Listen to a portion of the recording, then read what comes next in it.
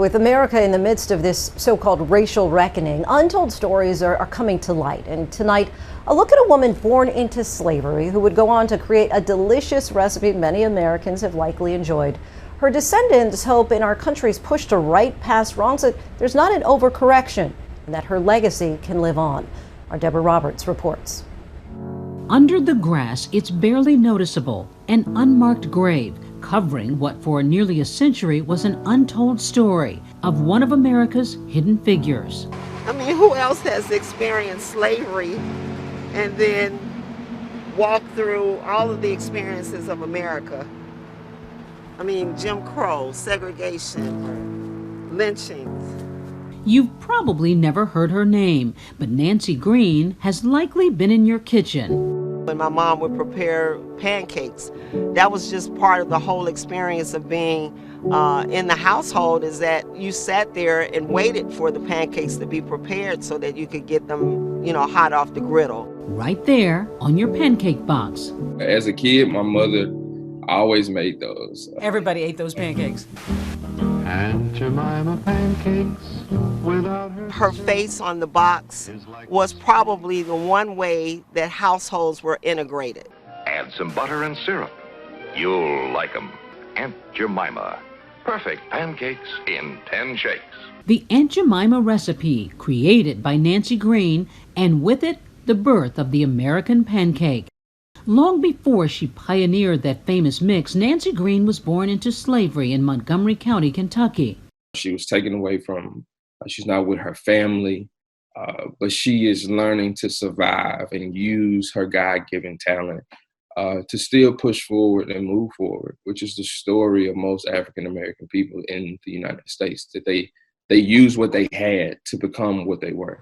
After the Civil War, Green moved to a divided Chicago, becoming a strong voice at Olivet Baptist Church, the oldest black congregation. This church was noted for its work to shield those who had escaped slavery, who arrived here in Chicago, because there were many slave catchers in Chicago still pursuing people who were of African descent. Sherry Williams lives in Chicago's Bronzeville neighborhood and has been shining a light on Nancy Green's story for more than a decade. Most people have no idea who Nancy Green was. Why is that, do you think? I believe because she is looked upon as a character, as opposed to a living, breathing individual. Even connecting the dots for one of her descendants. She actually opened up a box that we couldn't open.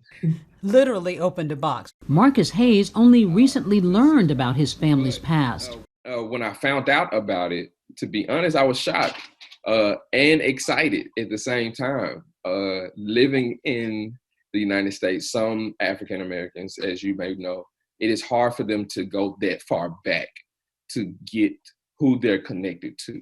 A history forged through a recipe Nancy Green first whipped up for the family she cooked and cared for. It was so good that the boys would now tell everyone, hey, I have a caretaker who cooks for us, and she makes this amazing recipe, and she calls them flapjacks.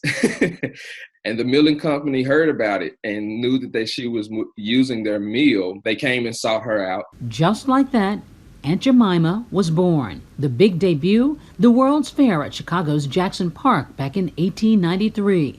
Green selling 50,000 boxes of the now famous pancake mix. She was the trusted face back then.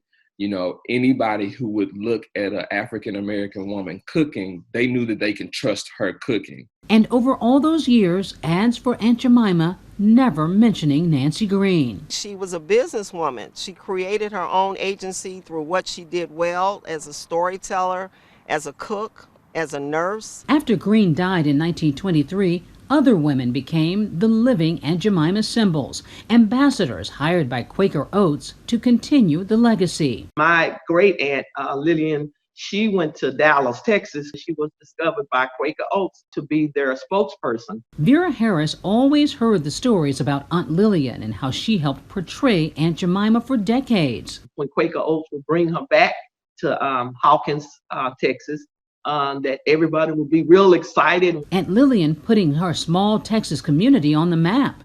Hawkins is the pancake capital of Texas. Is that right? Yes, it was declared the pancake capital of Texas because of my Aunt Lillian. And unlike Nancy Green, Lillian Richard with her own headstone and a plaque in Hawkins, a pancake breakfast every year too, educating others about the faces and names behind the Aunt Jemima brand and image. I believe that some people may have thought that those faces were not real. Real faces, real stories. Vera Harris and Marcus Hayes say they're now in danger of being erased. In June, PepsiCo, Quaker Oats' parent company, announced the Aunt Jemima brand would be phased out by the end of September. When you learned that the Aunt Jemima face on this box, on the syrup, is likely to be phased out, what was your reaction? I was taken aback. I was really shocked because I knew people didn't realize that those were real people.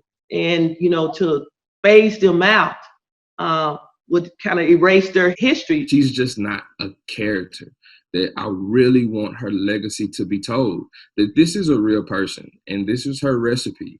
And she fed the world from her flapjacks. There are people who are concerned right now about images, antiquated images, these minstrel images, which is why PepsiCo is thinking maybe it's time for that image to go. What's your feeling about that? In no time ever have I heard anyone in my community say that this image was one that was derogatory.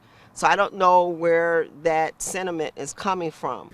In a statement to ABC News, Pepsi saying, "This is a sensitive matter that must be handled thoughtfully and with care. We respect the women who have contributed to our brand story and will approach our rebranding with their heritage in mind." The company committing $400 million to various causes to help with diversity, but so far, no direct contact with these two families. Does PepsiCo owe anything to the descendants of these women? I really think they do. Pepsi not yet announcing the future of the longtime brand. For so long it was called Aunt Jemima pancakes. What should it be called then? Aunt Green's pancakes? You know what? We don't know what it could be called long as she is somewhere in the mix. Call it Nancy Green. It's not about money. This is about the truth. A truth and a story now being told no matter what happens with the brand. Nancy, you're a storyteller, and now your story is being told again. After a decade-long push, just this month, Sherry finally raised the money to give this trailblazer a proper headstone and marker she's long deserved. Headstone artist Mark Hunt not even aware of Nancy Green's past. It's been an inspiration to me, and it's been an eye-opener for me. Yeah. Because a lot of people like myself didn't know what she did. Carefully etching a face that will now be preserved for generations. Oh my goodness. Oh my God. Oh my God. Phenomenal. Sherry getting her first look at the headstone she's fought so hard for. I love it. Look at the details. After lying beneath this grass in anonymity for nearly a century, a moment of hope in the middle of America's racial reckoning. I'm pretty sure she's smiling down because it's so many people like my Aunt Lillian and others that contribute in to make this country great, and people just didn't know. But if you get that story out, it will encourage other young women, black and white, to go out and do some great things. And a recognition of the difficult work that lies ahead. Let's fight for what we know to be right. Let's fight for a change. It is motivation to keep pushing. Although we may not be facing the things that she faced, we still have our own oppressions, if you will, our own challenges. And I think for me, it gives me the courage, it gives me the motivation to push forward and make sure that you do something great in this world, that you leave a mark, that people know about you. Deborah Roberts, ABC News.